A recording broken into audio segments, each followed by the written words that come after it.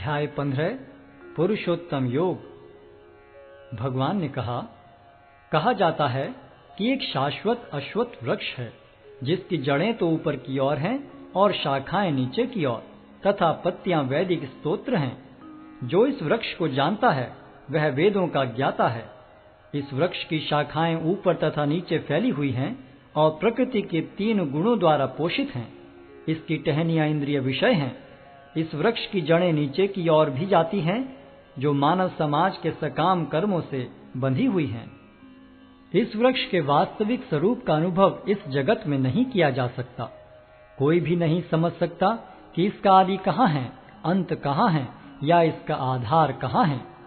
लेकिन मनुष्य को चाहिए कि इस दृढ़ मूल वाले वृक्ष को विरक्ति के शस्त्र से काट गिराए। तत्पश्चात उसे ऐसे स्थान की खोज करनी चाहिए जहां जाकर लौटना न पड़े और जहां उस भगवान की शरण ग्रहण कर ली जाए जिससे अनादिकाल से प्रत्येक वस्तु का सूत्रपात तथा विस्तार होता आया है।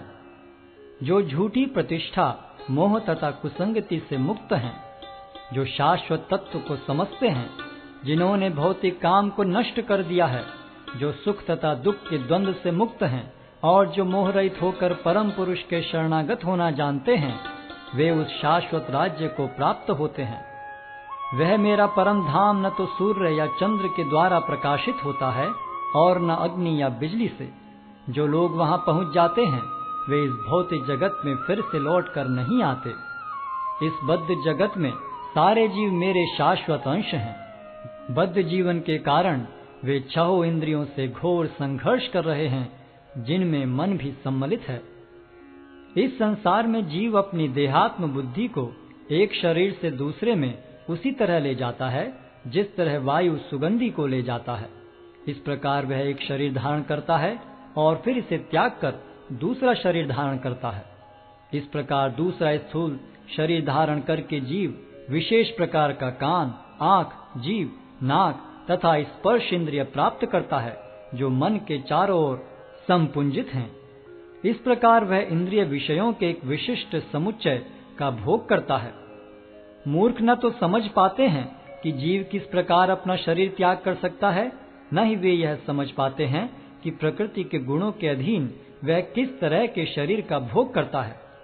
लेकिन जिसकी आंखें ज्ञान में प्रशिक्षित होती हैं वह यह सब देख सकता है। आत्म साक्षात्कार को प्राप्त प्रयत्नशील योगी जन यह सब स्पष्ट रूप से देख सकते हैं। लेकिन जिनके मन विकसित नहीं हैं और जो आत्म साक्षात्कार को प्राप्त नहीं हैं, वे प्रयत्न करके भी यह नहीं देख पाते कि क्या हो रहा है। सूर्य का तेज जो सारे विश्व के अंधकार को दूर करता है मुझसे ही निकलता है। चंद्रमा तथा अग्नि के तेज भी मुझसे उत्पन्न हैं। मैं प्रत्येक लोक में प्रवेश करता हूँ और मेरी शक्ति से सारे लोग अपनी कक्षा में स्थिर रहते हैं। मैं चंद्रमा बनकर समस्त वनस्पतियों को जीवन रस प्रदान करता हूँ। मैं समस्त जीवों के शरीरों में पाचन अग्नि हूँ और मैं श्वास प्रश्वास में रहकर 4 प्रकार के अन्नों को पचाता हूँ। मैं प्रत्येक जीव के हृदय में आसीन हूँ और मुझसे ही स्मृति, ज्ञान तथा विस्मृति होती है। मैं ही वेदों के द्वारा जानने योग्य हूँ। निस्संदेह मैं वेदांत का संकलन करता तथा समस्त वेदों का जानने वाला हूँ। जीव 2 प्रकार के हैं, च्युत तथा अच्युत। भौतिक जगत में प्रत्येक जीव च्युत होता है और आध्यात्मिक जगत में प्रत्येक जीव अच्युत कहलाता है। इन दोनों के अतिरिक्त एक परम पुरुष परमात्मा है जो साक्षात अविनाशी भगवान है और जो तीनों लोकों में प्रवेश करके उनका पालन कर रहा है। चूंकि मैं क्षर तथा अक्षर दोनों के परे हूँ और चूंकि मैं सर्वश्रेष्ठ हूँ, अतएव मैं इस जगत में तथा वेदों में परम पुरुष के रूप में विख्यात हूँ। जो कोई भी मुझे संशय रहित होकर पुरुषोत्तम भगवान के रूप में जानता है वह सब कुछ जानने वाला है। अतएव हे भरत पुत्र, वह व्यक्ति मेरी पूर्ण भक्ति में रत होता है। हे अनग, यह वैदिक शास्त्रों का सर्वाधिक गुप्त अंश है जिसे मैंने अब प्रकट किया है। जो कोई इसे समझता है वह बुद्धिमान हो जाएगा